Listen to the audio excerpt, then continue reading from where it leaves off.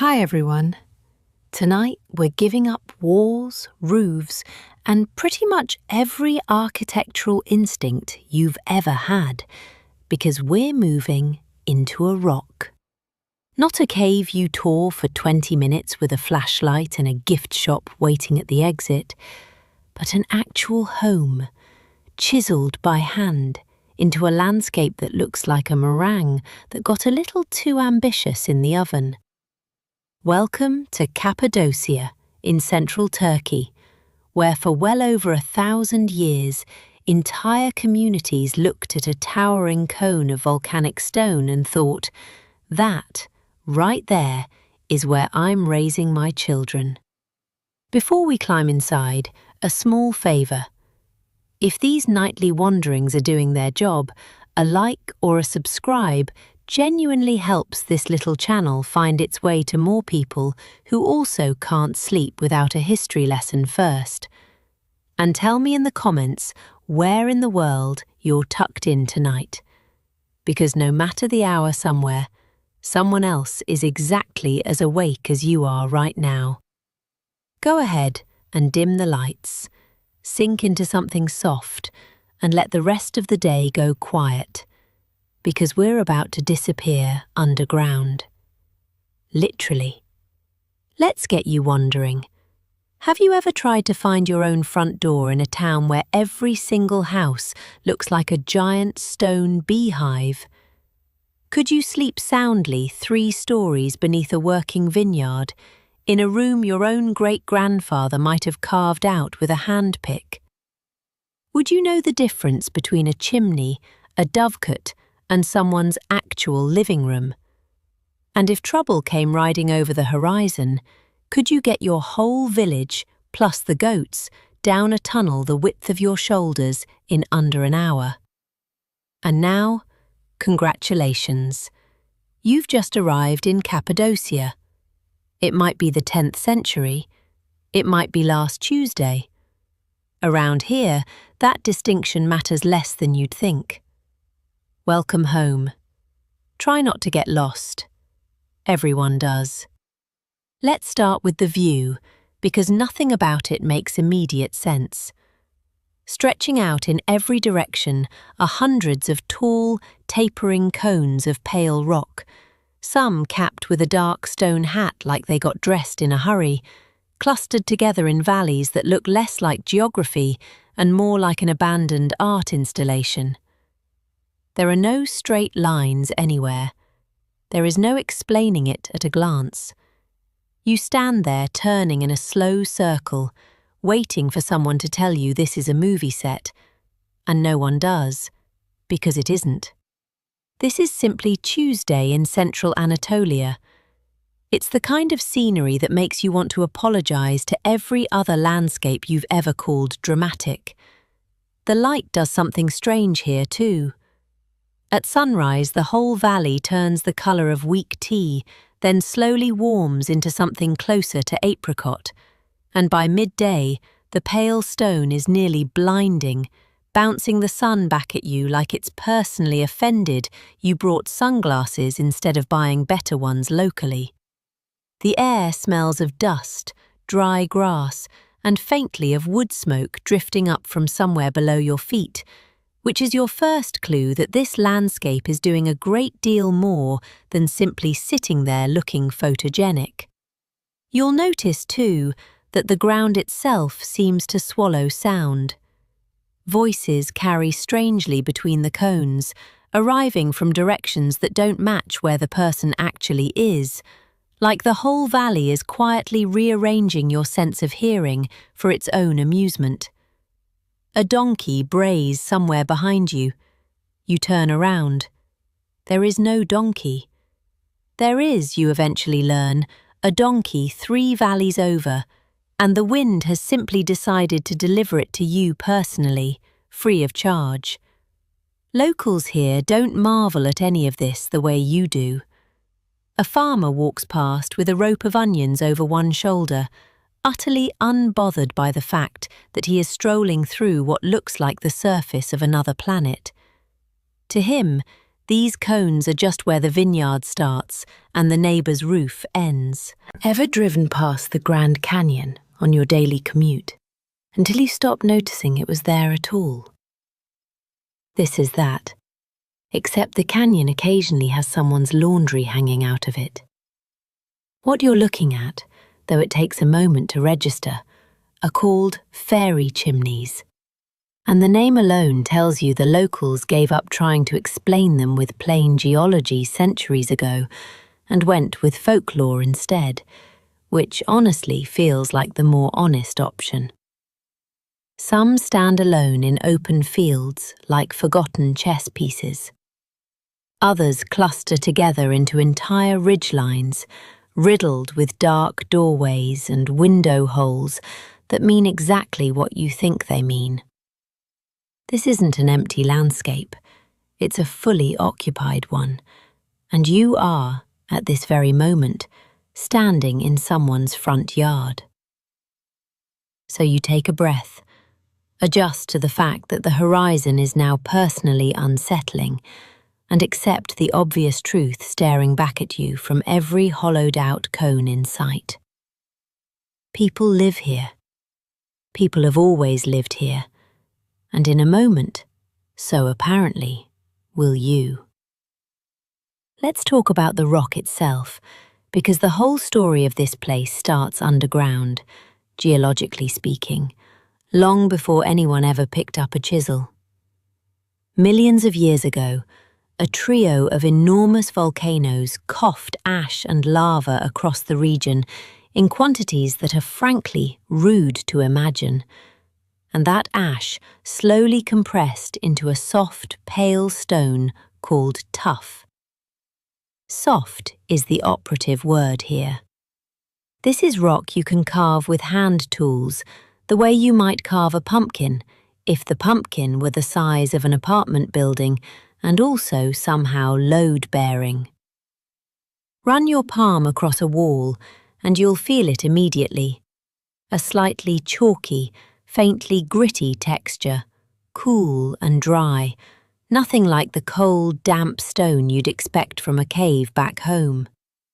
It doesn't crumble at a touch, but it gives, in the way old wood gives, worn smooth in places by generations of hands doing precisely what you're doing right now. Tap it with a knuckle, and it sounds almost hollow, like knocking on a very committed loaf of bread. The reason nobody worries about the ceiling caving in on them mid-nap is a small stroke of geological luck sitting directly overhead. Many of these cones wear a harder capstone, a tougher layer of rock that erodes far more slowly than the soft tuff beneath it, acting like a hat that refuses to blow off in the wind. That capstone shields the softer rock below from rain and frost, which is the entire reason these towers exist as towers at all, instead of eroding into a flat, sad little plain centuries ago. Remove the hat, and the whole cone eventually wears away to nothing. It's an umbrella that's been doing its job, uncomplaining, for roughly 10 million years. This is also, conveniently, why an entire civilization of amateur excavators managed to carve homes, churches, stables, and storage rooms with little more than handpicks, chisels, and a great deal of patience. There was no need for explosives, no need for heavy machinery, no permits, no engineers signing off on load-bearing calculations. You just started digging where you wanted a room to be, and the rock, remarkably cooperative, let you. Ever tried hanging a single picture frame in your own home without hitting a stud, a pipe, or your own patience? Imagine instead simply carving the entire wall to fit exactly where you wanted it. The tuff is forgiving in another way too. Because it's porous and insulating, it holds temperature the way a good thermos holds coffee, keeping interiors remarkably stable whether the desert sun outside is scorching the valley or the winter wind is trying to strip the paint off the sky. You'll feel the benefits of this rock every single night you spend here, though you won't fully appreciate it until you're lying inside a mountain in the dead of August, wondering why you're not sweating through your sheets like you would be at home. So the rock isn't just scenery, it's the reason any of this was possible at all. Soft enough to shape, sturdy enough to trust, and patient enough to still be standing, quietly, for everyone who comes looking for a place to call home. It's time to find your house, and this is going to take a minute. Every single cone around you looks remarkably like its neighbour.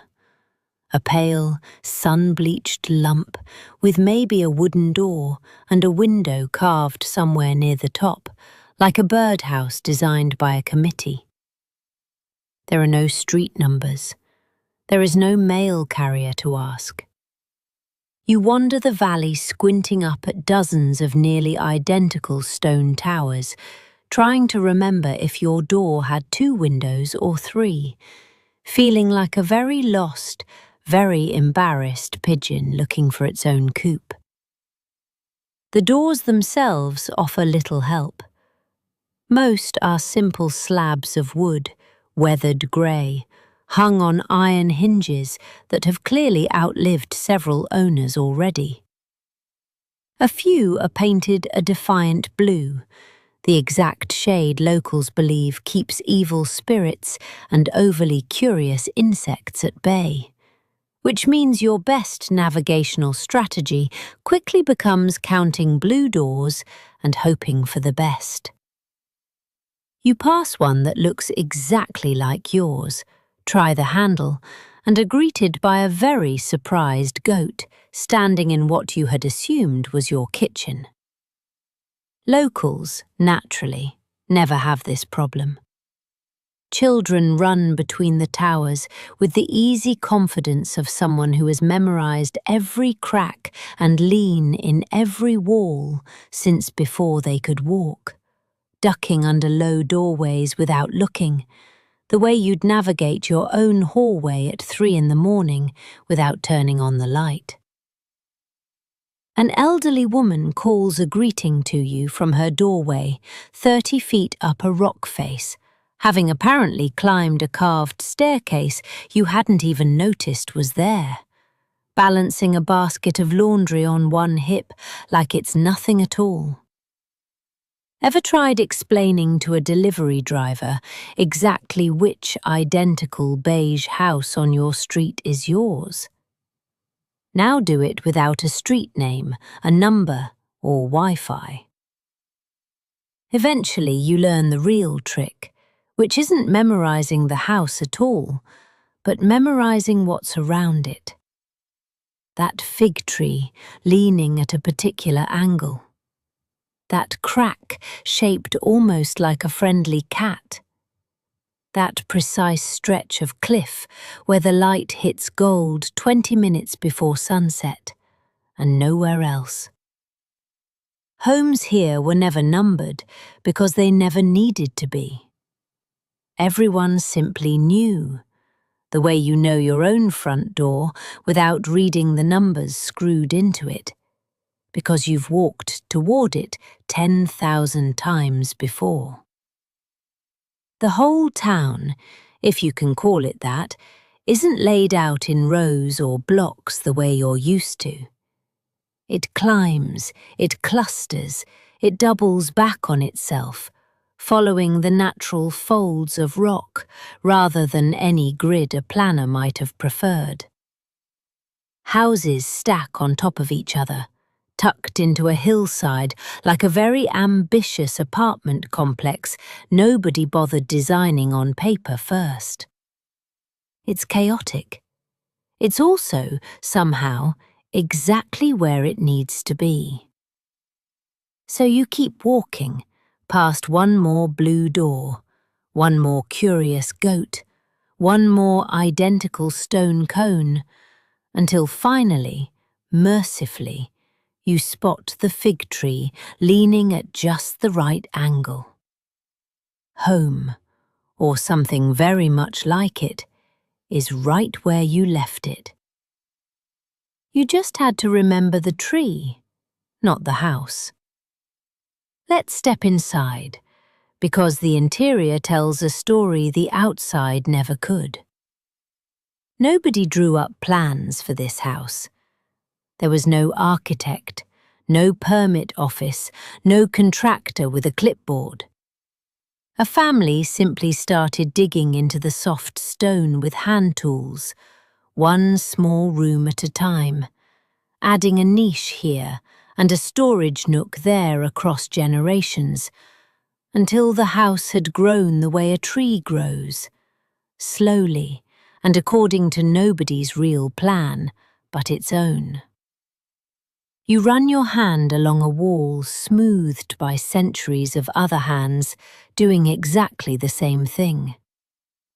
The rooms themselves don't announce their purpose the way rooms back home do.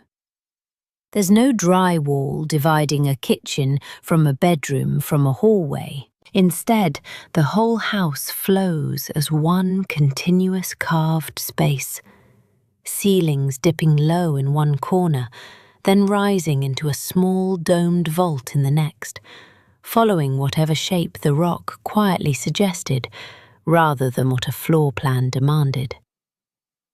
Doorways are often deliberately short, forcing a small, humbling bow every time you pass through, which either teaches you humility or teaches you a very specific kind of headache, depending on how many times you forget. Shelves and cupboards aren't built and installed. They're carved directly out of the living wall, meaning the furniture, in a sense, is the house itself, and always has been. A niche here holds a stack of folded blankets. A little recessed ledge there once held an oil lamp, its edges darkened faintly with centuries of soot. Nothing here was bought at a store and assembled with an incomprehensible instruction sheet. Everything was simply removed, patiently, from stone that used to be somewhere else. There's a particular smell to it too, cool and mineral, like the inside of a well, crossed faintly with old wood smoke. Utterly unlike the damp, mossy smell you might expect from anything underground. It's dry in here. Dry in a way that surprises you. The rock somehow managing dampness and temperature far better than the plaster walls of your own home ever have. Ever noticed how a modern house needs a dehumidifier, an air conditioner, a heater, and a small fortune in utility bills just to stay comfortable? This house needed none of that. It simply needed rock. And rock, as it turns out, was patient enough to wait millions of years for the job. Expansion here worked less like a renovation and more like a slow family inheritance. A newly married couple might carve an additional room onto the side of a parent's home, connecting it with a low passage, the whole structure quietly sprawling sideways and downward across generations, rather than upward, the way your own neighbourhood might add a second story. Some homes eventually connected to their neighbours entirely, forming a maze of shared walls and family history that no single person alive could fully map anymore. Imagine trying to explain your home's floor plan to a real estate agent, when the honest answer is, well, my great-great-grandmother started it, and everyone since has just kept going. There's no landlord here, no lease, no fine print about what you're allowed to nail into the wall, because the wall simply is whatever you decide it should be. You want a new shelf? You dig one. You want a slightly bigger window to catch the evening light. You widen it yourself, carefully, over a few patient afternoons. It's home ownership in its purest, most literal form, requiring nothing but time, a chisel, and the quiet confidence that the mountain isn't going anywhere. So you settle in, ducking under one more low doorway, running your hand once more along stone smoothed by strangers who've been dead for centuries, and realize this house was never really built at all. It was simply uncovered, slowly, patiently, by everyone who ever needed somewhere to sleep. Let's talk about the neighbours, because in a town carved entirely out of stone, privacy works a little differently than you're used to. Homes share walls that are, quite literally, mountain, and sound travels through solid rock in ways that would horrify a modern architect. You can hear a neighbour's rooster 3 houses down before you've even had your coffee. Everyone knows everyone's business here, not through gossip exactly, just through simple geology. It's the world's oldest, thickest, least effective soundproofing. And somehow the whole village still manages to keep a secret or two. You lie in bed on your first night and hear, with startling clarity, an argument 2 homes over about whether the goat was let out on purpose. You hear a baby crying, then not crying, then a lullaby carried faintly through stone that has clearly transmitted this exact lullaby 1,000 times before. It's oddly intimate, living pressed this close to strangers. The rock conducting sound the way a good cello conducts vibration. Every cough and creak becoming, whether you like it or not, communal property. By morning, you understand why nobody here bothers knocking the way you would. Doors are often left half open, not out of carelessness, but because there's simply no meaningful privacy left to protect once you've accepted that your neighbour already heard you drop a plate at midnight. Children wander freely between houses that all essentially belong to the same extended, tangled family tree. Popping in for bread, popping out with someone else's spoon. Nobody quite tracking whose spoon started where. Ever tried keeping a secret in a small office with paper-thin cubicle walls? Now imagine the cubicle walls are made of actual mountain and have been for 900 years. There's a practical upside buried in all this enforced closeness, though. One that becomes obvious the very first time something goes wrong. A sick neighbour is noticed within hours, not days, because someone always hears the change in the usual rhythm of coughing or footsteps. A missing goat gets reported by 3 separate households before its owner has even finished searching the yard. The whole village functions like a single nervous system, twitchy, over-involved, and completely incapable of minding its own business, which turns out to be an excellent survival strategy, when your nearest hospital might be several valleys and several centuries away. Meals drift between houses just as freely as sound does. A pot of something rich and slow-cooked gets passed through a low doorway with no explanation needed, because explanations were never really the point. You taste onions, tomatoes, a warmth of cumin and paprika. and a distinct sense that this exact recipe has travelled through this exact wall more times than anyone could count. Nobody asks for the bowl back right away. Nobody worries it won't return. By the time evening falls again, you've stopped flinching at the muffled thump of somebody's footsteps directly above your head, or the faint murmur of a conversation happening, as far as you can tell, inside your own wall. You've simply accepted it, the way you'd accept a slightly noisy upstairs apartment. Except this one has been slightly noisy since roughly the Byzantine era, and everyone involved seems entirely at peace with that. Now for the bedroom, and here's the part that should feel wrong and somehow doesn't. There's no window, no draught, no sliver of moonlight sneaking in to wake you at odd hours.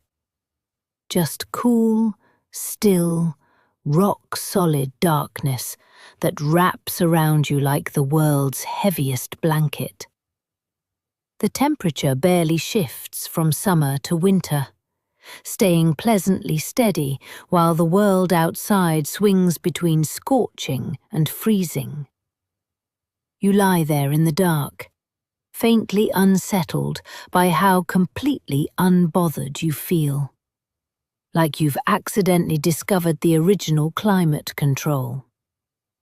Your bed itself is likely a simple raised stone platform, softened with layers of wool blankets and a thin mattress stuffed with straw or cotton, low enough to the ground that rolling off it barely qualifies as an incident.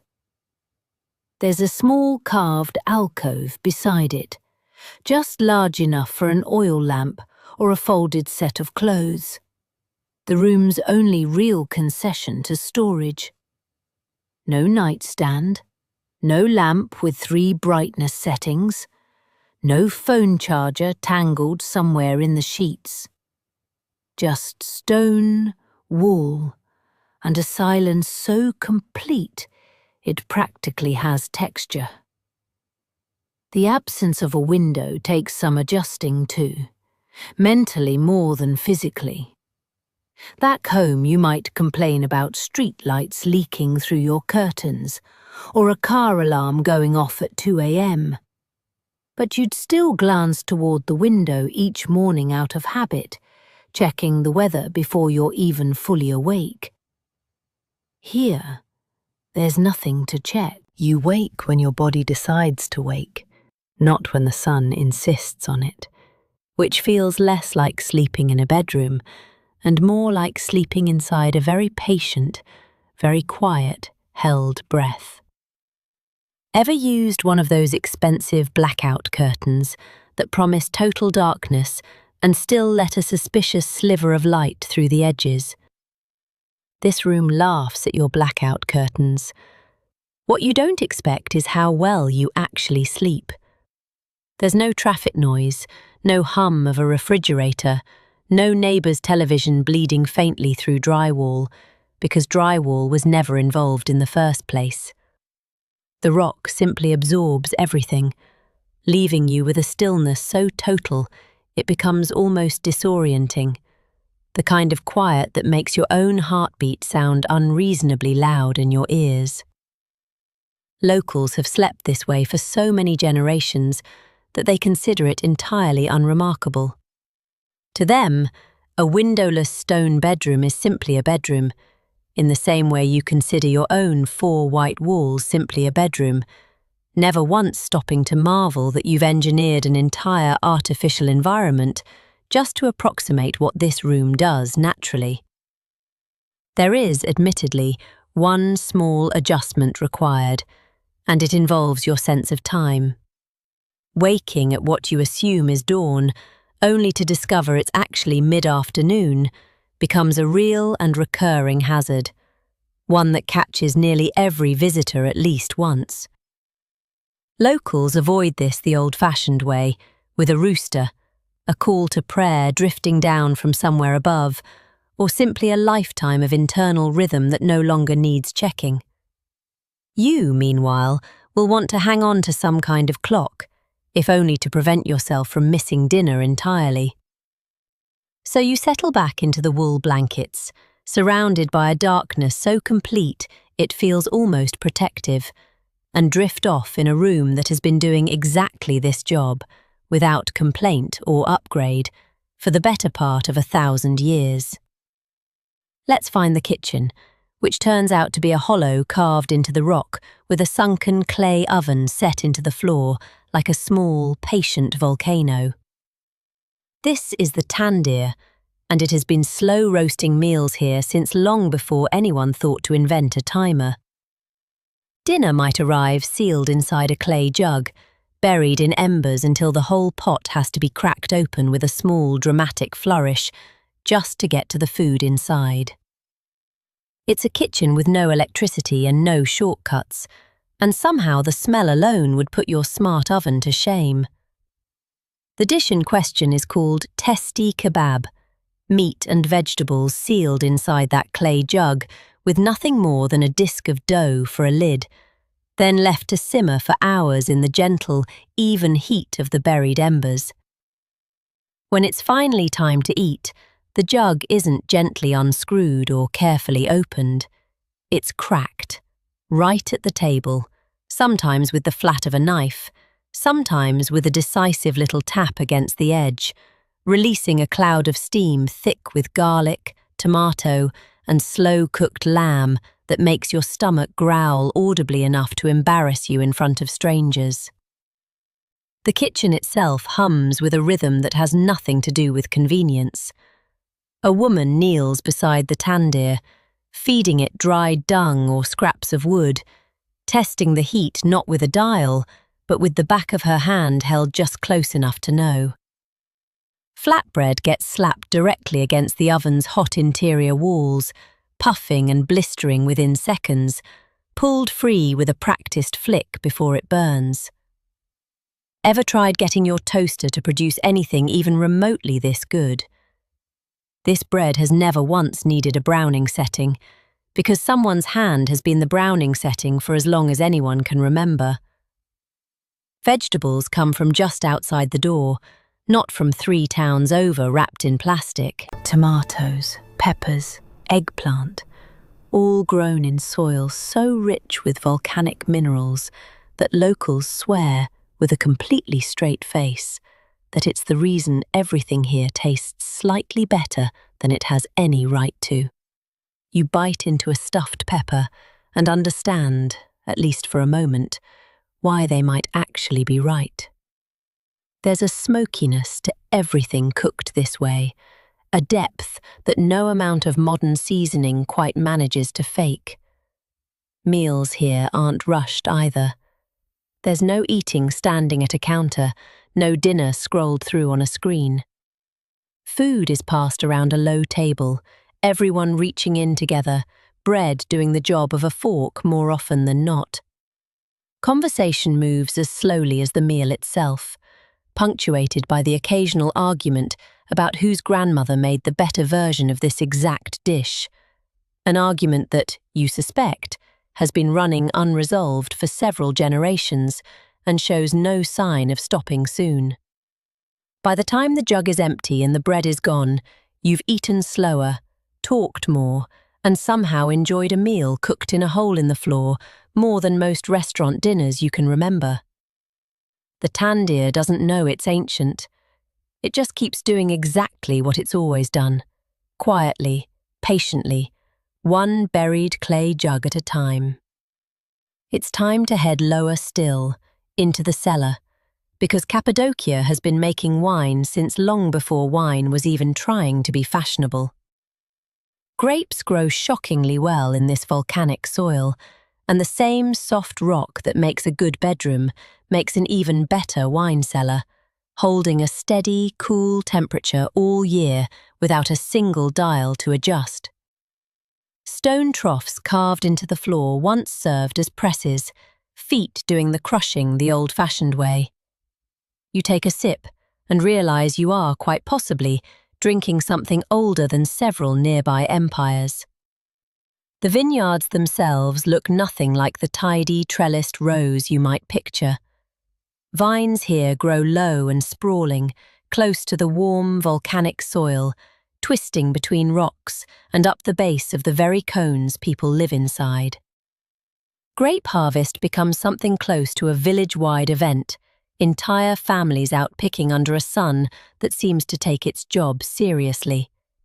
Baskets filling faster than seems reasonable given how casually everyone appears to be working.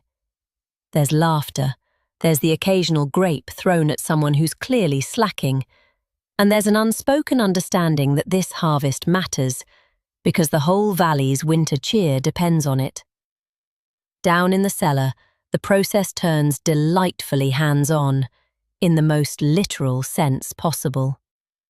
Grapes get dumped into a shallow stone trough, and bare feet do the rest, stomping in a rhythm that's part labour, part dance, part ancient inside joke that everyone seems to find slightly funnier than it probably deserves. The juice runs off through a small carved channel into waiting jars below, where it will sit, quietly fermenting, in the cool dark for months. Ever tried explaining to a modern sommelier that the finest, most complex step in this whole process was somebody's grandmother's bare feet? They tend not to take that well. The smell down here is thick and unmistakable, sweet and slightly sharp, grape must mixing with old stone and the faint mineral tang the volcanic rock seems to lend everything it touches. Clay jars line the walls in uneven rows, some sealed with wax, some simply covered with cloth, each one holding a different year, a different batch, a different small argument about whose vintage turned out better this time. Nobody rushes this process. Nobody's checking a spreadsheet. The wine simply sits, patiently, exactly the way everything else in this valley seems to. When it's finally poured, it arrives cloudy, deeply coloured, and tasting faintly of the earth it came from. Nothing like the polished, filtered bottle you'd pick up at a shop back home. It's rougher, warmer, more honest somehow. The kind of wine that tells you exactly where it's from before you've even asked. Locals drink it the way you'd drink water at dinner, unceremoniously, generously, refilling your cup before you've noticed it was empty. You sit back, cup in hand, surrounded by jars that might outlast you, in a cellar carved by people who never once doubted the rock would keep their wine, and their secrets, exactly as cool and undisturbed as they needed them to be. Let's talk about water, because getting it here is nobody's idea of convenient. Deep shafts drop straight down through the rock to underground water sources, and hauling up a bucket becomes a small daily negotiation between your arms and your patience. Some of these same shafts double as air vents for homes below, which means the well you're drawing water from might also be quietly keeping someone's kitchen breathable 3 floors down. It's plumbing and ventilation sharing one job, centuries before anyone built it as efficient design. You approach the well early, before the heat sets in, rope coiled beside you, bucket lowered hand over hand into a darkness that swallows the sound of the splash almost entirely. It takes a moment before the rope goes taut, and then the real work begins, pulling steadily, feeling the weight of the water fighting you the whole way up, arms burning by the time the bucket finally clears the rim. You set it down, breathing harder than you expected, and realise this is what your ancestors called Tuesday morning. The water itself, once you finally taste it, is startlingly cold and faintly mineral, filtered slowly through layer after layer of volcanic stone before it ever reaches your bucket. It's the kind of cold that makes your teeth ache pleasantly, nothing like the lukewarm stuff that trickles from a tap back home. Locals swear by it. insisting it's the secret behind everything from strong teeth to a long life, an argument you can't entirely disprove, given how many genuinely old, genuinely spry people you've met wandering these valleys with baskets on their heads and zero apparent effort. Ever complained about your water pressure being slightly low? Now imagine your water pressure is entirely a function of your own upper body strength.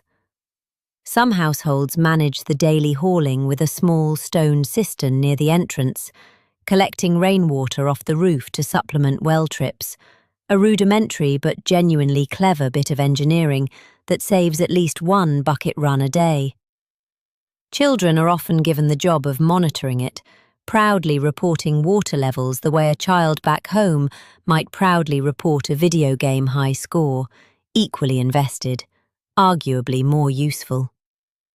Washing, too, becomes an exercise in efficiency you've never had to consider before. Nothing is wasted. Water used to rinse vegetables gets repurposed to water a small patch of herbs by the door. Water from washing gets tipped carefully onto a struggling fig tree rather than straight down a drain, because out here, every drop has already been earned through sweat and rope burn, and nobody's about to let it go to waste on principle alone.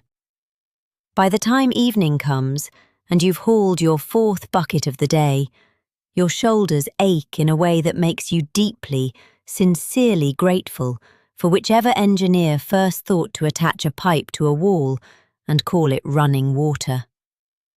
The well isn't going anywhere, though, patient as ever, waiting for tomorrow's first haul before the sun's even properly up. Look up, because those elaborately painted little doorways dotting the cliffside aren't decoration for decoration's sake. They're pigeon houses, purpose-built apartments for birds whose droppings were, for centuries, one of the most valuable substances in the valley. That fertilizer fed the vineyards and orchards that fed everyone else. Entire cliff faces were carved and painted just to keep the local pigeon population comfortable and productive. It might be the most elaborate, most sincerely decorated real estate ever built for a tenant that cannot say thank you. You climb a narrow, carved staircase to get a closer look, and the effort involved makes it immediately clear these dovecotes weren't an afterthought. Some facades are whitewashed and painted with bold red designs, geometric stars, trees of life, animals rendered in a style that wouldn't look out of place framed in a gallery, except this particular gallery exists solely so pigeons feel at home. Inside, the walls are honeycombed with hundreds of small nesting niches, each one carved individually, patiently, by someone who clearly took the housing needs of birds a great deal more seriously than you take your own home improvement projects. The smell hits you before you're fully inside, sharp, ammonia-heavy, entirely unglamorous, a stark contrast to the careful artistry on the outside walls. Farmers would climb up here once or twice a year to collect the droppings, scraping them out by hand into sacks, then hauling them straight down to whatever field or vineyard needed the boost most. Ever paid actual money for a small, tasteful bag of organic fertilizer at a garden centre? These farmers were harvesting the same thing by the sackful, straight from several hundred extremely committed tenants who paid no rent and asked for nothing but a nice view and a decorative facade. Pigeons, it turns out, were treated with a level of consideration that borders on the diplomatic. Small carved perches jut out near each entrance, giving the birds somewhere convenient to land before heading inside, and openings are angled carefully to keep out rain, wind, and larger predator birds who might fancy an easy meal. Someone thought through the ergonomics of pigeon housing with more care than most modern apartment complexes give their actual human residents. The relationship worked, in its own strange way, both directions. pigeons got safe, elaborately decorated housing, free from the wolves, foxes, and larger birds that made ground-level nesting a genuinely bad idea in this landscape. Farmers got a steady, renewable supply of exactly what their volcanic soil needed to keep producing grapes, apricots, and vegetables at the rate an entire village depended on. It's the earliest, strangest version of sustainable farming you're likely to encounter, built entirely on birds who have no idea they're contributing to anyone's agricultural economy at all. By the time you climb back down, hands dusty, nose still faintly registering the smell, you find yourself looking at every pigeon you pass with newfound respect. Somewhere in this valley, several hundred years of grape harvests owe a quiet, unspoken debt to these exact birds, cooing obliviously overhead, entirely unaware they've been running one of history's more understated fertilizer operations. Let's talk about the day nobody wants. Because for centuries, this region sat uncomfortably close to shifting borders and raiding armies. When smoke appeared on the horizon, or word came down the valley that riders were approaching, the plan wasn't to fight. The plan was to vanish. Entire villages had somewhere to go that no invader would ever think to look, tucked below the very ground the raiders were riding across. You'd grab what you could carry and start moving, calmly, quickly, toward a door in the hillside that looked like nothing at all.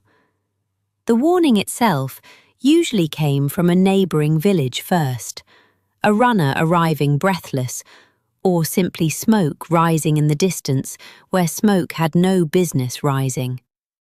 There was no siren, no alert on a screen, just word passed mouth to mouth down the valley faster than you'd think possible on foot. Within minutes, doors that had been open all morning swing shut. Animals get herded rather than led, everyone moving with the practiced efficiency of people who have rehearsed this exact drill more times than they'd like to admit. You gather what you can, a sack of grain, a blanket, whatever's closest, because there's no time for sentimentality about which possessions matter most. Ever had a fire drill at work, where everyone shuffles slowly toward the exit, half annoyed, half convinced it's not real? This was the opposite of that. This was a fire drill where everyone moved with total, silent seriousness, because the last village that treated it casually isn't around to compare notes. The entrance itself is deliberately unremarkable. A low opening tucked behind a boulder, or disguised within what looks like an ordinary storage room. Nothing that would catch the eye of someone riding through unfamiliar territory in a hurry.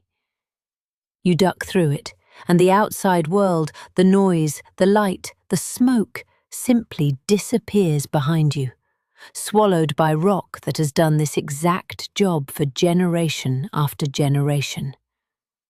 Behind you, the last person through drags something heavy into place, sealing the opening from view. There's a particular kind of silence that settles once everyone's inside. A held breath quiet, broken only by a baby fussing somewhere, quickly hushed, and the occasional muffled cough. Nobody speaks above a whisper. Somewhere above, muffled and distant, you might hear hoofbeats passing directly overhead, completely unaware that an entire village and its livestock are holding perfectly still, just a few feet beneath the ground they're riding across. It's an extraordinary thing, being invisible on purpose, tucked into the exact ground your enemy is standing on. Hours pass this way sometimes longer.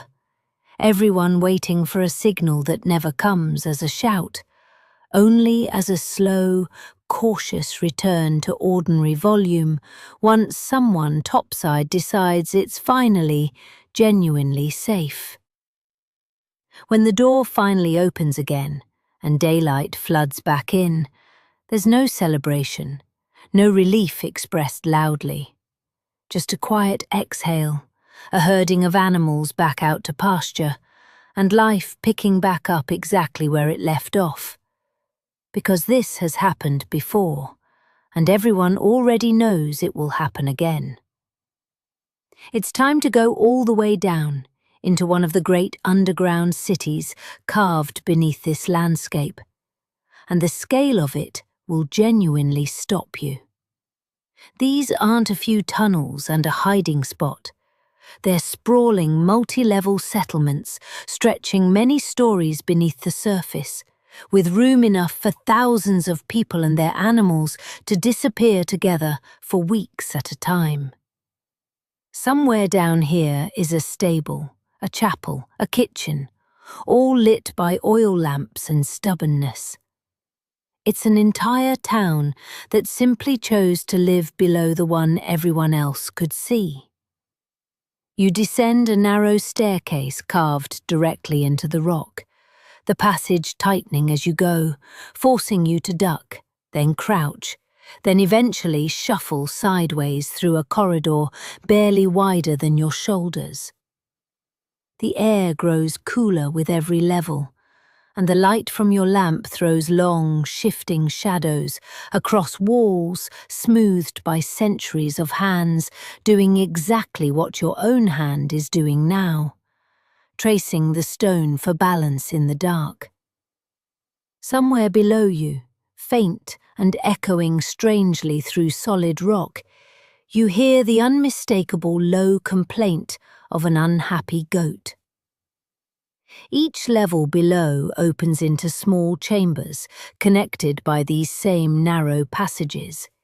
Kitchens with soot-blackened ceilings, storage rooms lined with clay jars, communal rooms wide enough for a dozen people to sit together and wait out whatever crisis sent them down here in the first place.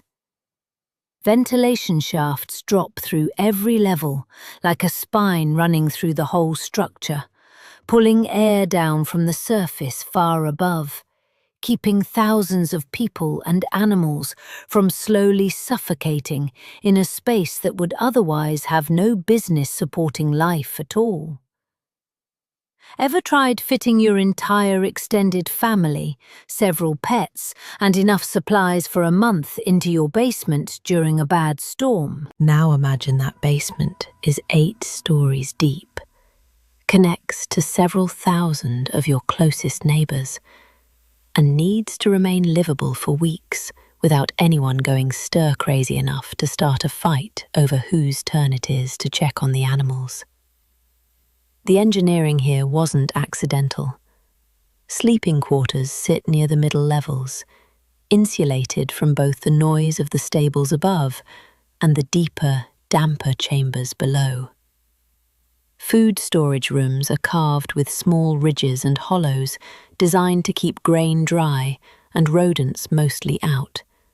A problem every civilization in every century has apparently fought with equal, mostly futile determination. Wine presses appear on certain levels too, because apparently even hiding from armies was no reason to go without. What strikes you most, moving deeper through this maze, isn't the scale, impressive as it is, but the sheer, patient ordinariness of it. This wasn't built as a monument or a fortress meant to impress anyone. It was built purely to be used, quietly, repeatedly, by people who needed somewhere safe and were willing to spend generations digging exactly that into solid stone, rather than hoping for the best above ground. By the time you climb back toward the surface, legs aching, lamp guttering low, you carry a new appreciation for anyone who ever complained about their commute. Somewhere behind you, an entire city sits patiently in the dark, waiting, as it always has, for the next time it might be needed again. Let's talk about the door, because it isn't a door in any sense you're used to. It's a massive circular stone, taller than a person and heavier than several, rolled into a groove carved specifically to fit it, sealing a corridor shut from the inside. There's a small hole bored through the centre, just large enough for a spear to discourage anyone getting creative on the other side. No handle, no hinge, nothing to grab from the outside. It's a deadbolt the size of a millstone, and it never once needed a locksmith. You run your hand along its surface and feel just how deliberately smooth it's been shaped, round enough to roll along its carved track with a firm, coordinated shove from several people at once, but far too heavy and too perfectly fitted for a single person, or even several determined strangers, to budge from the wrong side. The groove it sits in slopes very slightly, which means once it's rolled into place, gravity itself becomes part of the lock, quietly helping hold the whole thing shut without so much as a latch. Positioning one of these took real thought too. They're rarely placed at the very entrance, where an attacker might expect one and come prepared. Instead, they tend to appear deeper in, at unexpected junctions and narrow choke points throughout the tunnel system, so that even someone who fought their way past the first defences would suddenly find themselves stuck facing several tons of solid rock with absolutely no way through. Multiple stone doors might guard a single settlement, each one demanding its own struggle before anyone could get further in. Ever tried explaining to a home security salesman that your front door weighs several hundred kilograms, requires 4 people to open, and has been doing its job successfully for over 1,000 years without a single upgrade or subscription fee? These doors make your deadbolt look like a suggestion. The small central hole isn't just for spears either, though that alone would be reason enough. It doubles as a peephole and a way to pass messages, food, or a lit lamp between the sealed-off tunnel and whoever's waiting safely beyond it. Someone inside could confirm, without ever fully opening the door, exactly who was asking to come through, a security measure that feels remarkably modern for something carved with hand tools by people who never once heard the words security camera. What's most striking, standing here running your fingers along its cool, curved surface, is how completely unbothered the stone looks by its own job. It's not dramatic, it's not menacing, it simply sits there, patient and enormous, doing exactly what it was carved to do, the same way it has for centuries, waiting quietly in its groove for the next moment someone needs it rolled shut in a hurry. You give it one more push, just to feel the weight of it, and it doesn't budge an inch. Somewhere, whoever carved this door first is very quietly, very justifiably proud of themselves. Let's try to find your way around, and good luck with that, because this underground city has no sky to orient by, and no landmarks that don't look exactly like the last 5 you passed. Narrow corridors branch and dip and rise again, connecting kitchens to chapels to storage rooms in a layout that seems designed less for convenience and more for confusing anyone who didn't grow up here. Locals move through it without a second thought, the way you'd navigate your own kitchen in the dark. You, meanwhile, are fairly sure you've passed this exact wall 4 times. There's a particular kind of disorientation that sets in after the 3rd identical junction, where every corridor looks the same shade of pale stone, every ceiling dips at roughly the same height, and every turn feels suspiciously like the one you just made. Your lamp throws just enough light to see the next few feet ahead, and not a single foot more, which means every decision becomes a small act of faith rather than an informed choice. You pick left. You have no idea why you picked left. Locals navigated this maze the same way you'd navigate your own house with the lights off, by feel, by memory, by decades of repetition, rather than by any map that ever existed on paper. Children were taught the safe routes early, the same way a child today might be taught which way to walk to school. Except getting it wrong here meant a wrong turn into a dead-end storage room instead of a slightly longer walk home. Some passages were deliberately built as dead ends or looping detours, a clever bit of built-in confusion, meant to disorient exactly the kind of stranger you currently are, should they ever make it this far uninvited. Ever gotten turned around in a parking garage, circling the same grey concrete level 3 times looking for your car, swearing the exit was right here a minute ago? Now remove the exit signs, remove the sunlight leaking in from outside, and add the very real possibility that getting lost here isn't embarrassing so much as genuinely dangerous.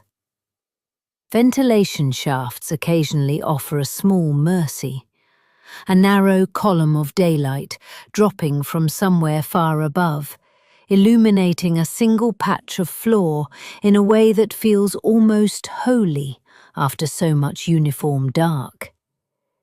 You stand under one for a moment longer than necessary, just to remember what the sun looks like, before continuing on into the maze. Some of the more experienced guides count their turns, murmuring under their breath, left, then right at the 3rd door. A private, practiced rhythm that means absolutely nothing to you and everything to them. Eventually you learn a few of the tricks. A particular scorch mark on the ceiling that appears only once and marks the correct passage. A slightly different sound underfoot where the stone changes texture near the chapel. Small, hard-won landmarks that feel like nothing until you desperately need them. By the time you finally emerge back near the stairs you started from, blinking, mildly proud of yourself, you've gained a profound respect for anyone who ever called this an easy commute. Somewhere behind you, the maze continues on exactly as confusing as you left it, patiently waiting for its next lost visitor. Let's pause and appreciate the air.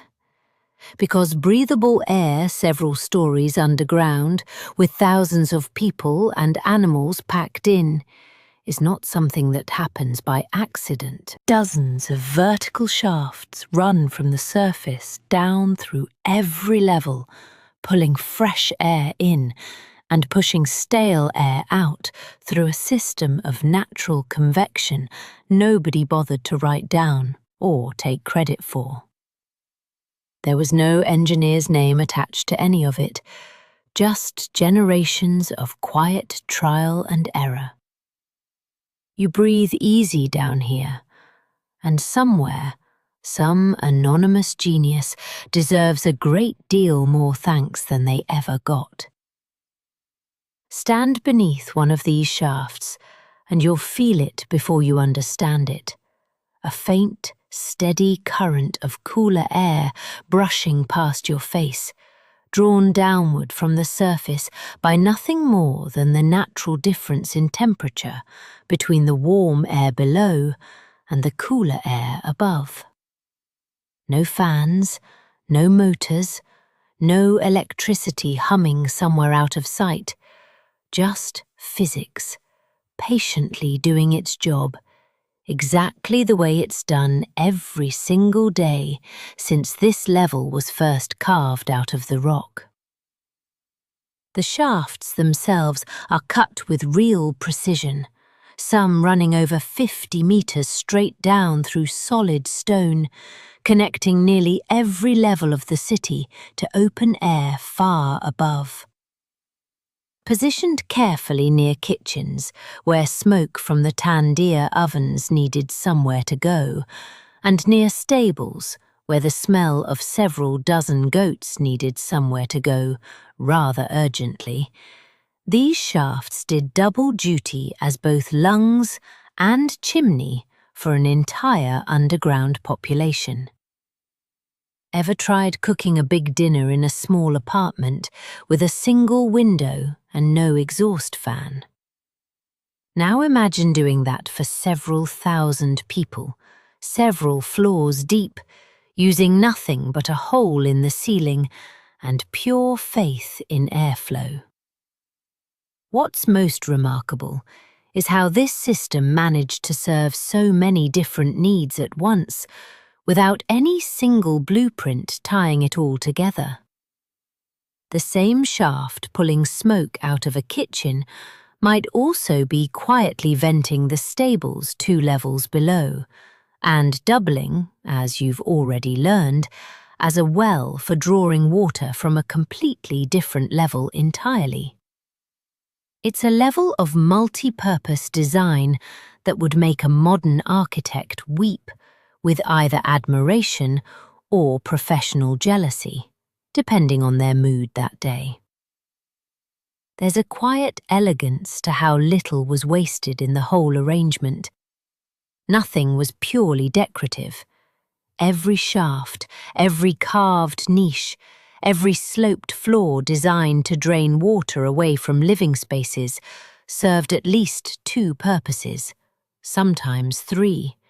Built by people with no formal training in engineering, only an intimate, practical understanding of the rock they were working with, and the lives they needed to protect within it.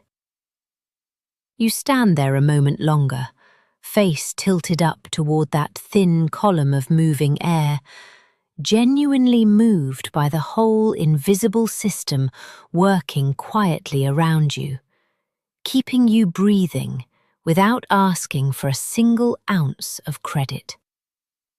Whoever first figured out where to place that first shaft centuries ago almost certainly never knew their solution would still be quietly doing its job for visitors like you, breathing easy in the dark all these centuries later. Let's check on the livestock, because yes, they came down here too.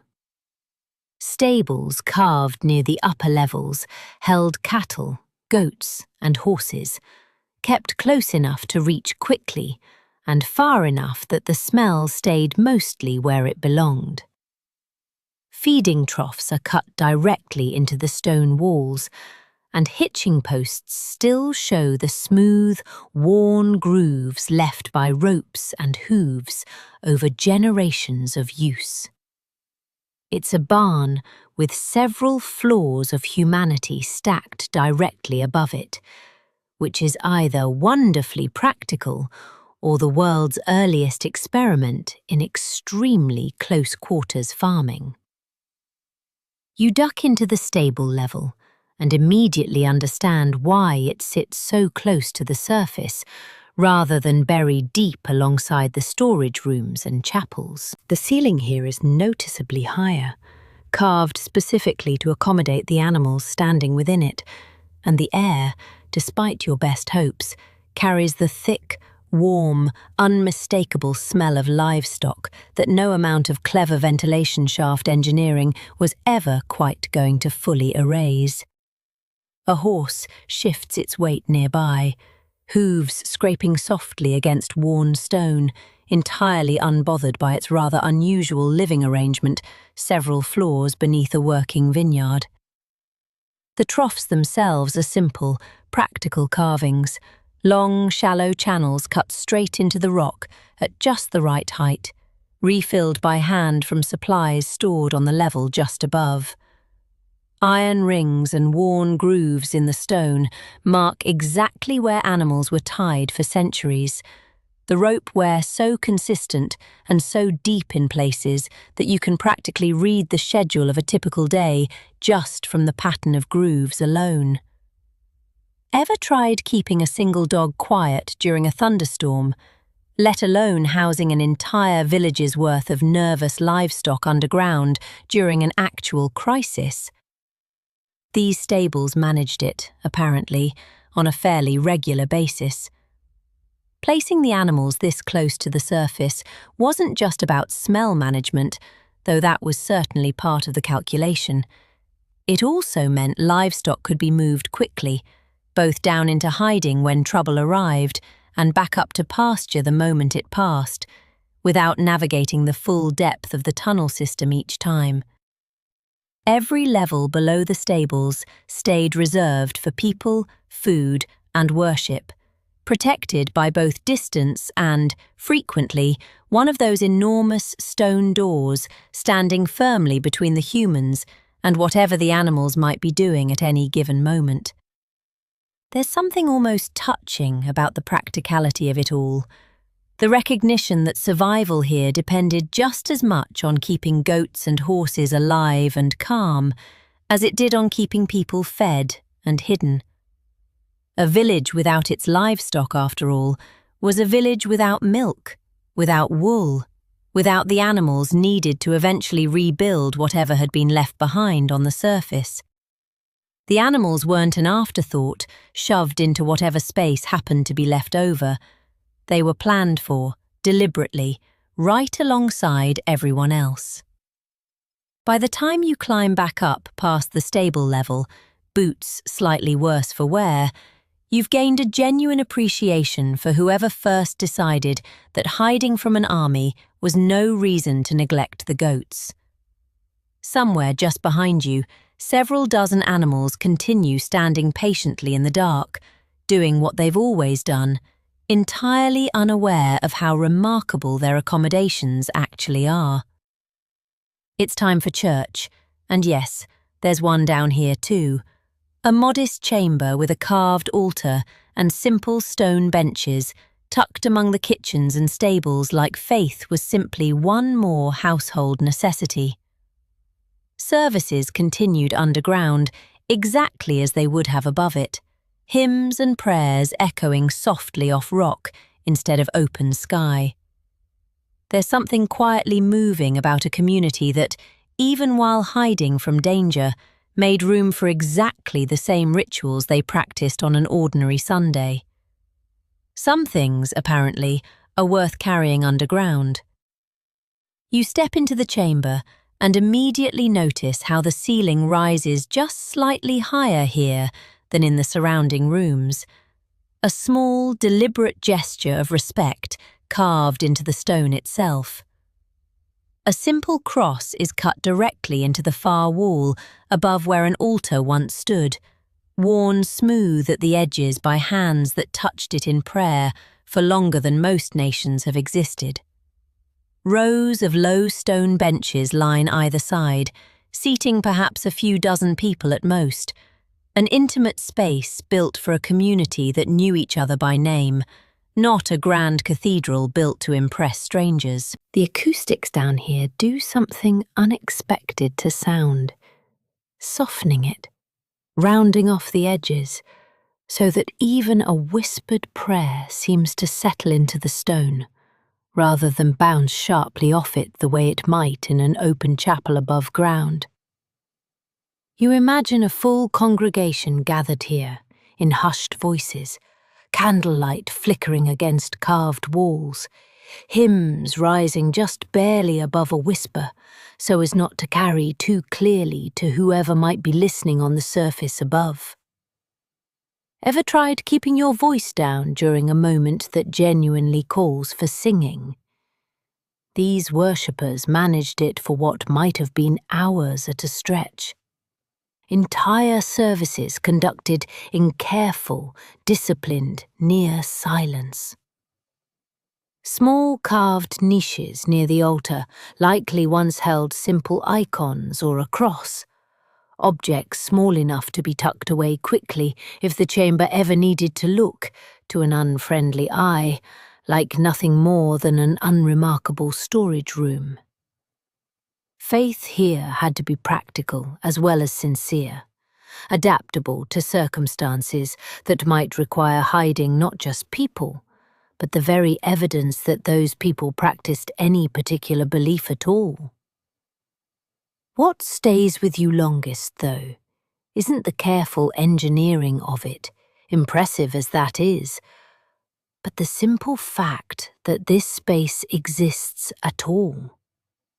In the middle of hiding from real, immediate danger, surrounded by stables and storage rooms and grain silos, someone still carved out room for exactly the same quiet, sacred pause they'd have taken above ground on any ordinary Sunday. It wasn't abandoned for convenience. It was carried down here, deliberately, because it mattered too much to leave behind. You sit for a moment on one of the worn stone benches, letting the silence settle around you, the way it must have settled around so many frightened, hopeful people before you. And understand, in a way you hadn't quite expected, why this particular room was never optional. Let's look up, literally, because tucked into modest cave chapels across the valley are ceilings and walls covered in painted scenes so detailed they'd stop a museum curator mid-sentence. Saints, scripture, geometric crosses layered across centuries by hands that had no gallery, no signature, and no expectation of ever being thanked. Some older churches carry only simple painted crosses, from a stricter era when figures weren't allowed, while later ones burst with colour once that rule quietly relaxed. It's a private art collection nobody ever intended to be famous, hidden in rock, waiting patiently in the dark for centuries. You step into one of the larger chapels, and your neck cranes back almost involuntarily, because the entire domed ceiling above you is alive with colour. Deep reds and ochre yellows, and a blue so rich it seems to have been imported from somewhere far more expensive than a volcanic valley. Figures of saints stand in solemn rows along the curved walls, haloed in gold-toned pigment, their painted eyes following you with the particular unbothered patience of artwork that has genuinely seen everything by now. Scenes from scripture unfold across the vaulted ceiling in careful sequence, telling an entire story to a congregation that needed no captions, because everyone already knew exactly how it ended. The pigments themselves came from remarkably humble sources, ochre and iron oxide dug from the surrounding earth, crushed and mixed by hand into paint that has survived, largely intact, for the better part of 1,000 years, without a single climate-controlled display case protecting it. Ever tried keeping a photo on your phone from fading or corrupting over just the past decade? These frescoes have outlasted entire empires, using nothing but dirt, patience, and a genuinely impressive understanding of how pigment interacts with volcanic rock. There's a fascinating shift you can actually trace, chapel to chapel, in what's allowed to appear on these walls at all. In the earlier, stricter centuries, only simple painted crosses and geometric patterns decorate the stone, a period when depicting human or divine figures directly was considered a step too far.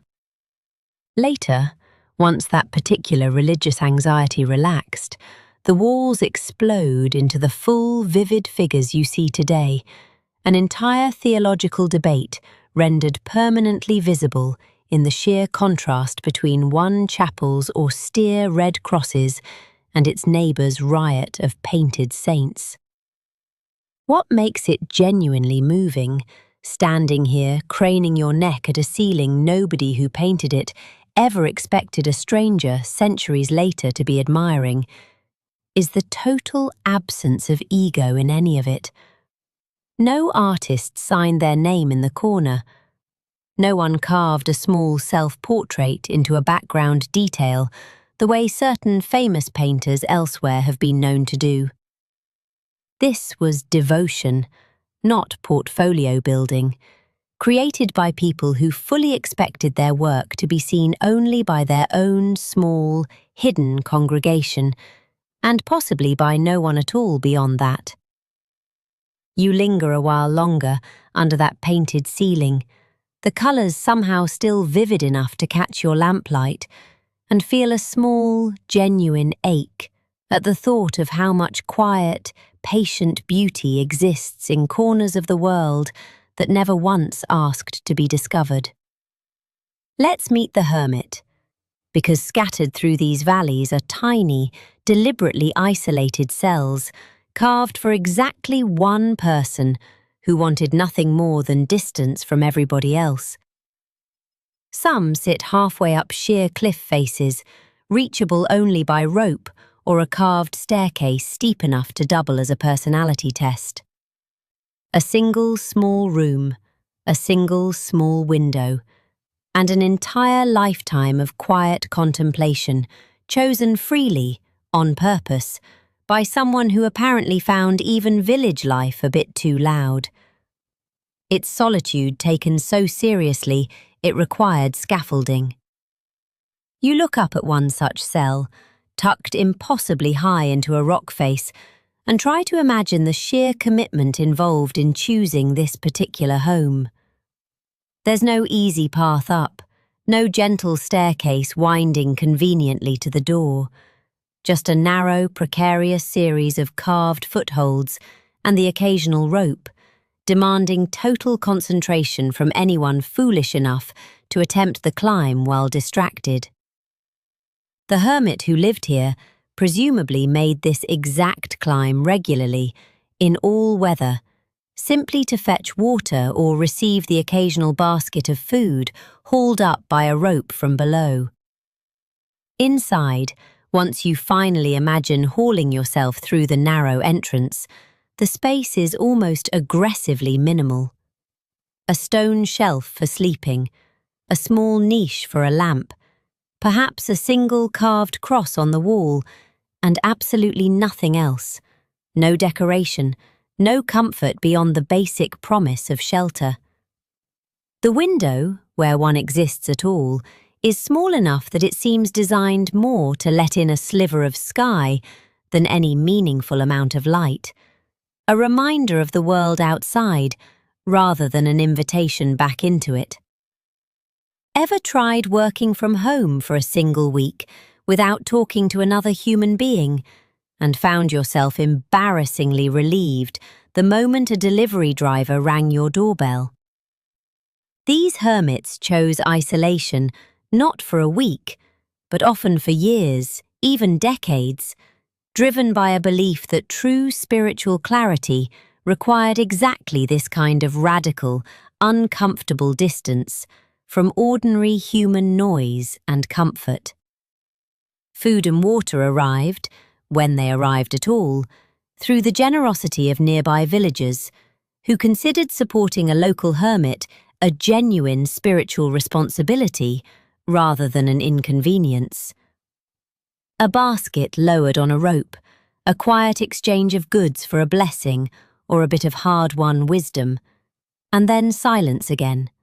The hermit retreating back into contemplation, the villager climbing back down to a life considerably more social than the one they just briefly visited. What's striking, standing at the base of that cliff, craning your neck upward, is how deliberately uncomfortable the whole arrangement was, and how entirely that discomfort seems to have been the point.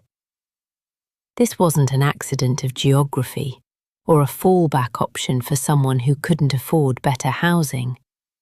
This was a choice, made with total intention, by someone who looked at an entire valley full of communal warmth, shared meals, and constant company, and decided, quite firmly, that none of it was for them. You climb back down eventually, grateful, in a way you hadn't quite expected to be, for your own noisy, crowded, thoroughly inconvenient neighbours. Let's step into the weaving room, where a loom stands strung with wool and silk in colours pulled from local plants, roots, and insects. A single kilim, a flat woven rug, might take a woman months of patient, repetitive work to finish, the pattern passed down through her mother and her mother before that, never written down, only remembered. Each rug is packed with symbols, a bird for happiness, a hook for protection, a whole coded language woven quietly into wool. It's an entire family history you could, in theory, walk across. You watch her hands move across the loom with a speed and confidence that comes only from decades of repetition. Threads pulled taut, the shuttle passing back and forth in a rhythm so steady it starts to feel almost like breathing. She doesn't glance at a pattern book or reference any written instructions, because none exist. The entire design lives in her memory, passed down through demonstration and correction across generations of daughters watching their mothers, the way you might have learned a family recipe. Except this recipe takes several months to complete and results in something you can put on a floor for the next 100 years. The dyes themselves come from an entirely local pantry.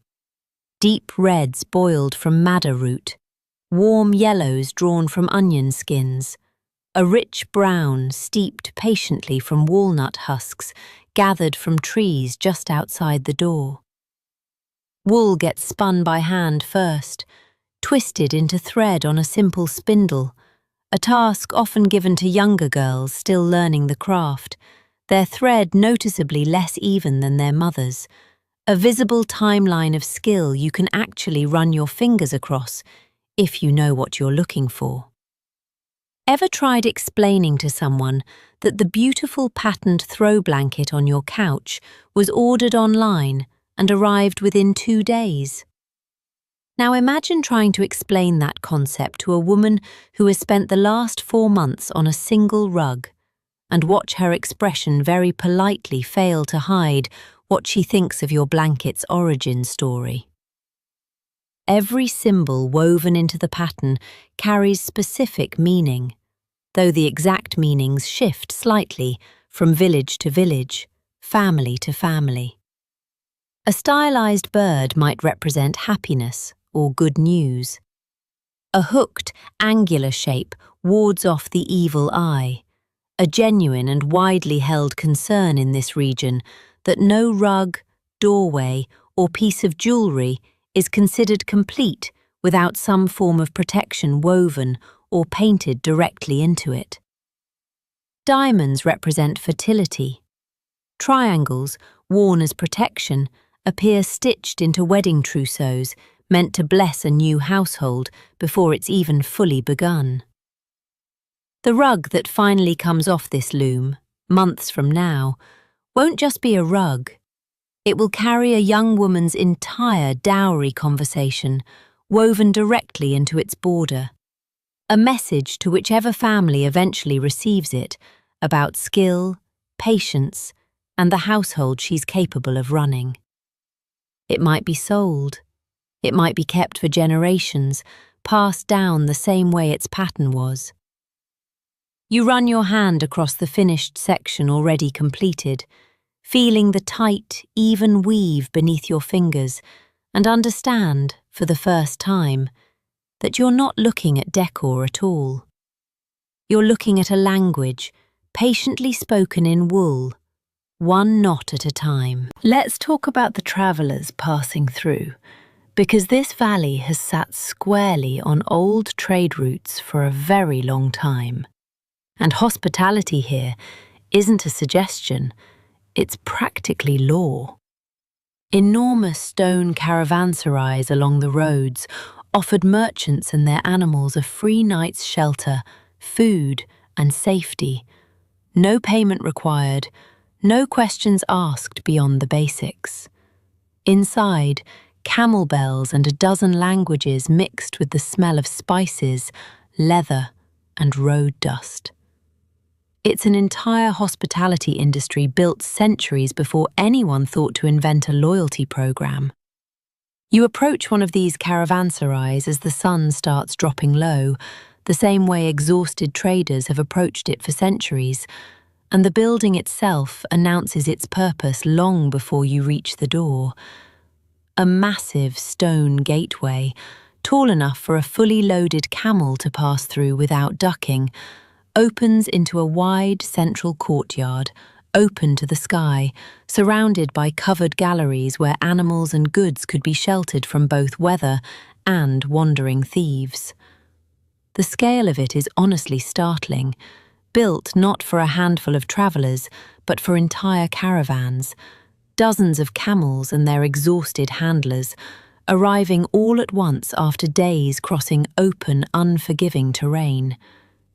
Inside, the noise hits you first, a genuine chaotic mix of languages. Persian traders haggling with Byzantine merchants, a group of Arab traders comparing notes on road conditions further east, all competing against the low, irritated groaning of camels who have very clearly had enough of everyone's day. The smell follows immediately after. Saffron and cumin from someone's open sack of spices mixed with leather, sweat, smoke from a central hearth, and the distinct, earthy smell of several dozen very tired pack animals finally allowed to rest. Ever stayed at a hotel where breakfast was technically included and felt a small flicker of gratitude every time you walked past the buffet? Multiply that gratitude by roughly 1,000, because these travellers weren't just getting a free bed, they were getting shelter, food, water, veterinary care for their animals, and protection from bandits, all for exactly 0 coins, for up to 3 days at a stretch, funded not by the traders themselves, but by wealthy patrons and rulers who considered supporting trade routes a genuine civic and religious duty. The rooms themselves are simple stone cells lining the inner courtyard, little more than a place to sleep and store goods safely overnight. But after days crossing open country with only a bedroll and the stars for company, simple stone walls probably felt like the height of luxury. A small mosque often sits tucked into a corner of the largest caravanserais, allowing traders to pause for prayer without ever leaving the safety of the walls. One more small consideration built into a system designed to think of absolutely everything a weary traveller might need. By morning, the whole courtyard empties out again almost as quickly as it filled. Caravans reloading, camels groaning their way back upright, traders exchanging one last piece of news or gossip before setting off in a dozen different directions.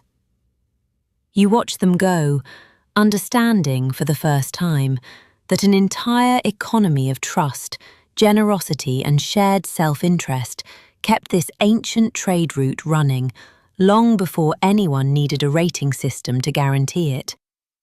Let's talk about the animals doing the actual work, because this region's very name is often traced back to old words meaning land of beautiful horses, and the reputation was clearly earned. Horse traders here built entire livelihoods on breeding and bargaining, while camel caravans hauled goods along routes stretching toward distant, unfamiliar cities. Haggling over a good horse could take the better part of an afternoon, both sides performing outrage at every offer with real theatrical commitment. It's rush hour. If rush hour involved considerably more spitting into palms to seal a deal. You wander into the market just as a negotiation is heating up, and it's immediately clear this isn't a quiet transaction. A trader gestures wildly at a horse's legs, its teeth, its general bearing, listing virtues with the enthusiasm of a man convinced he's selling royalty. The buyer, equally committed to the performance, shakes his head slowly, sighs with real theatrical disappointment, and names a price so low it borders on insulting, entirely on purpose. This exchange will repeat, with minor variations and rising volume, for the next hour, both men fully aware of roughly where the final price will land, and both utterly unwilling to get there quickly. The horses themselves are genuinely striking, bred for stamina and sure-footedness across this rocky, uneven terrain, prized well beyond the valley itself by traders and soldiers who travelled considerable distances specifically to buy one. A good horse here isn't just transportation, it's a walking resume, a visible sign of a family's wealth and standing, which explains exactly why nobody's in any hurry to agree on a price too quickly.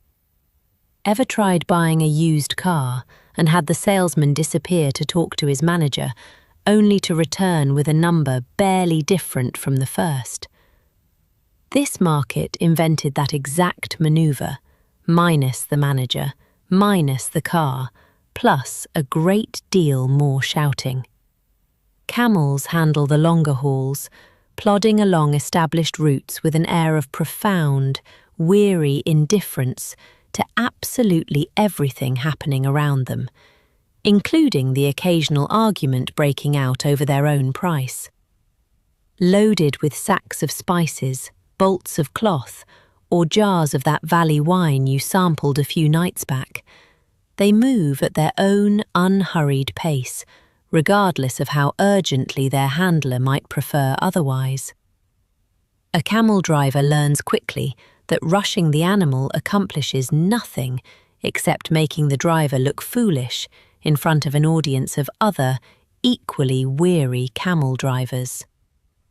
The final handshake, when it finally comes, arrives with a specific ritual flourish, hands clasped firmly, sometimes spat upon first in certain regional traditions, sealing the deal with a physicality that makes a modern signature on a dotted line look almost insultingly casual by comparison. Money changes hands, the horse or the goods change owners, and both men walk away from the exchange loudly insisting to anyone nearby that they got the better end of the deal, an insistence that somehow remains equally sincere on both sides. You watch the whole spectacle end in laughter and a shared cup of tea between two men who, 10 minutes earlier, seemed genuinely prepared to never speak again, and understand that here, the argument itself was never really about the horse at all. Let's talk about getting clean, because bathing here is treated less like a chore and more like a small, steamy occasion. Communal bathhouses fill with hot water, hotter gossip, and the particular echo only wet stone produces. Women and men on separate schedules, scrubbed thoroughly by attendants who show absolutely no mercy towards stubborn dirt. It's a weekly ritual, a social event, and an aggressive exfoliation all rolled into one. You leave pink, damp, thoroughly informed about 3 separate neighbourhood scandals, and somehow lighter than when you arrived. You step through a low stone archway into a room thick with steam, the air heavy and warm against your skin immediately, sound bouncing strangely off domed ceilings carved with small, star-shaped openings that let in shafts of soft, filtered daylight. Women sit in loose clusters around heated marble platforms, some scrubbing their own arms with a rough woven cloth, others lying back entirely, while an attendant works over them with a level of thoroughness that borders on personal. The attendant assigned to you, a solidly built woman with forearms that suggest she's done this several thousand times before, gestures for you to lie down without much ceremony and gets to work with a coarse mitt that removes what feels like several layers of skin you were rather attached to. It doesn't hurt exactly, but it's not gentle either. More like being scrubbed by someone who genuinely believes cleanliness and comfort are two entirely separate goals, and only one of them matters today. Ever gone in for a simple manicure and left feeling like you'd survived a mildly aggressive spa treatment you didn't fully agree to? This is that, turned up considerably. The gossip, meanwhile, flows as freely as the hot water, conversations drifting easily between wedding negotiations, a neighbour's questionable choice of husband, and increasingly detailed opinions about whoever isn't currently present in the room. Nothing is whispered particularly quietly, because steam and running water apparently create their own kind of privacy, an acoustic assumption that turns out to be almost entirely wrong, given how clearly you can hear every single word from 3 platforms over. Bath day carries genuine social weight beyond simple hygiene. It's often where marriage prospects get quietly evaluated, mothers bringing sons' potential brides along under the loose pretense of friendly company, while actually assessing everything from complexion to temperament with the practiced eye of women who take this responsibility extremely seriously. A young woman's reputation for grace, patience, or a notably short temper can be established or entirely undone within a single bathhouse visit, which raises the stakes of casual conversation considerably higher than you'd expect from a room full of people wrapped in towels.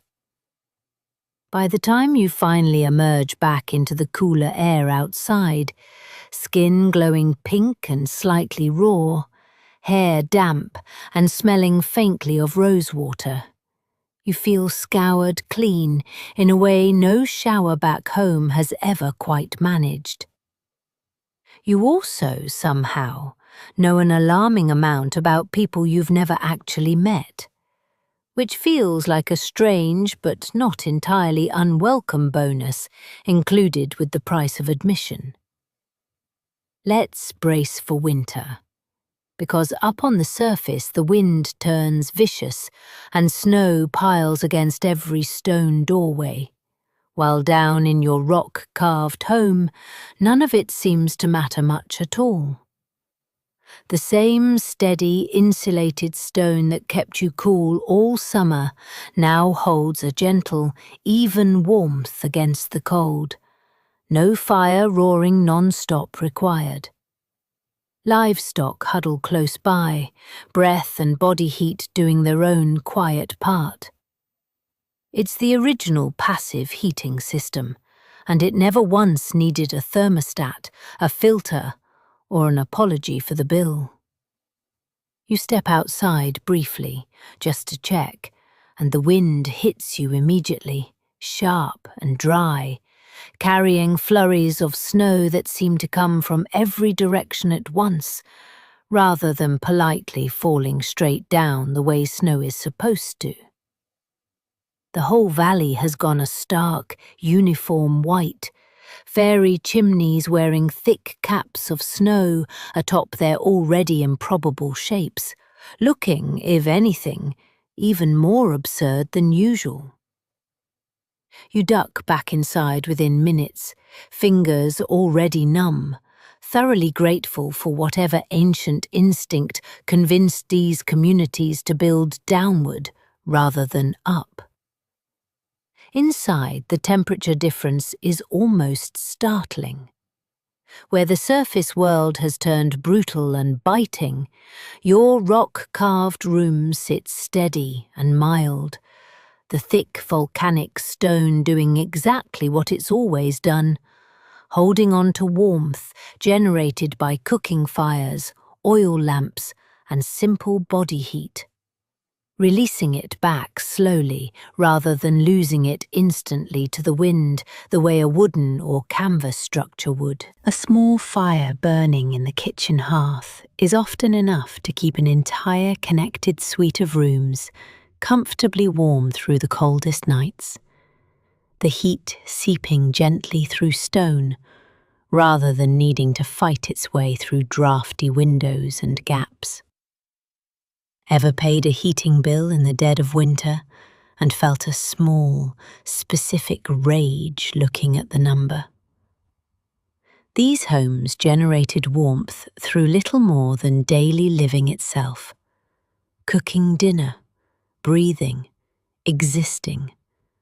The mountain quietly banking that warmth and returning it through the night without asking for a single kurush in exchange. Livestock, still housed just a level or two above the main living quarters, contribute their own share of warmth too, body heat rising gently through the same stone that insulates everything else. An arrangement that means checking on the animals during a snowstorm doubles as a genuinely pleasant excuse to stand somewhere noticeably warmer for a few minutes. Wool blankets, woven by the same patient hands responsible for those elaborate kilims, get piled thick across sleeping platforms, adding one more layer between you and a cold that, outside these walls, would otherwise be genuinely dangerous. Meals shift with the season too, heartier stews replacing the lighter dishes of summer, dried fruits and preserved vegetables from the autumn harvest, stretching carefully across the coldest months until spring finally, mercifully, returns. Snow outside might isolate the village from neighbouring valleys for days at a stretch, but inside, wrapped in wool, surrounded by stone that simply refuses to get cold, you find yourself remarkably unbothered by a storm that would have shut down half your own city back home. By the time the first thaw finally arrives, you emerge blinking into weak, watery sunlight, genuinely surprised by how comfortable an entire winter spent inside a mountain turned out to be. Let's fast forward, because eventually the raids stopped. The underground cities emptied, and the valley settled into a much quieter kind of life, above ground once again. Centuries later, those same cave homes reopened as guest houses, and where villagers once watched the horizon nervously for smoke, visitors now watch it for something considerably more cheerful. Dozens of hot air balloons drifting silently over the valley at sunrise. The same stone that once hid an entire civilization from danger now simply hides you from your alarm clock. Progress, it turns out, arrived quietly, and mostly by air. You wake before dawn, the same cool, windowless darkness wrapping around you exactly as it would have centuries ago.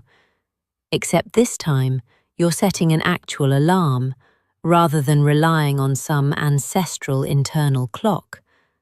And you're doing it entirely on purpose to catch a sunrise everyone insists is worth losing sleep over. Stepping outside into the pre-dawn chill, you find the valley already filling with quiet activity, baskets being unpacked, burners hissing softly to life, giant swathes of colourful fabric slowly unfurling and rising off the ground like something waking up alongside you. The first balloon lifts silently, almost apologetically, drifting up past the very fairy chimneys that once hid entire villages from armies, and within minutes the sky fills with dozens more, drifting in loose, unhurried formation over a landscape that has spent the last 1,000 years being mistaken for nearly everything except a tourist attraction. Ever watched a sunrise from an airplane window and felt briefly, unreasonably moved by it? Now imagine that same feeling, except you're drifting slowly enough to actually process it. Silent except for the occasional soft roar of a burner reigniting somewhere nearby. The cave homes themselves have quietly changed jobs over the centuries. Many of them converted now into guest houses and small hotels. The same cool stone walls, the same steady windowless warmth, just with slightly better mattresses and, mercifully, indoor plumbing that no longer requires a rope and a bucket. You sleep in a room a family once carved by hand, generations ago, and somewhere down the corridor, a modern coffee machine hums quietly, an object that would have baffled every single previous occupant of this exact room, and yet somehow feels entirely at home here. Locals today still farm the same volcanic soil, press grapes in cellars not unlike the one you visited days ago, still bake bread in a tandır, and still, on occasion, complain about hauling water, even with taps now readily available. Some traditions never really needed modernizing in the first place, having already been quietly perfected long before anyone thought to improve on them. As the sun finally clears the ridgeline and the whole valley turns that familiar shade of apricot gold, balloons catching the light like slow, drifting lanterns, you understand something about this place that took the better part of your entire visit to fully absorb. This valley was never really about hiding, or surviving, or simply enduring. It was always, quietly, patiently, about people finding a way to live well inside whatever the land handed them, chiseling comfort and beauty, and even a decent bottle of wine directly out of solid rock, one patient afternoon at a time. You watch the balloons drift on toward the horizon, and for the first time since you arrived, you're genuinely reluctant to leave. So there you have it, an entire world carved not from wood or brick, but from a mountain that happened to be soft enough to listen. You slept in a room with no window and somehow slept better than you ever have. You ate dinner cracked open from a clay jug, drank wine pressed by someone's bare feet, and climbed a staircase carved by hands that had no idea you'd ever come looking for them. You hid from armies in a city with no sky, prayed in a chapel painted by artists who never signed their names, and haggled over a horse with two men who were clearly enjoying the argument more than the sale. It's easy to look at Cappadocia and see only the strangeness of it, the cones, the tunnels, the stone doors rolled shut by hand. But underneath all of that strangeness is something remarkably familiar. People wanting somewhere safe to raise a family, people finding a way to keep warm, stay fed, protect what mattered, and still, even in hiding, make room for beauty on a ceiling nobody but them would ever see. That's not so different from anywhere else in the world. It just happens to be underground. So tonight, as you sink into your own soft bed, in a room with actual windows and a door that doesn't weigh several 100 kilograms, maybe send a quiet thought toward that valley, toward the people who spent generations shaping a mountain into a home, one patient chisel stroke at a time. Toward the ones who are, in all likelihood, still sleeping soundly in a cave tonight, entirely unbothered by any of it. Because travel, even the imagined kind, reminds you that comfort takes 1,000 different shapes, and that people everywhere have always found a way to carve out a little peace for themselves, sometimes quite literally. Sleep well. You've earned the quiet.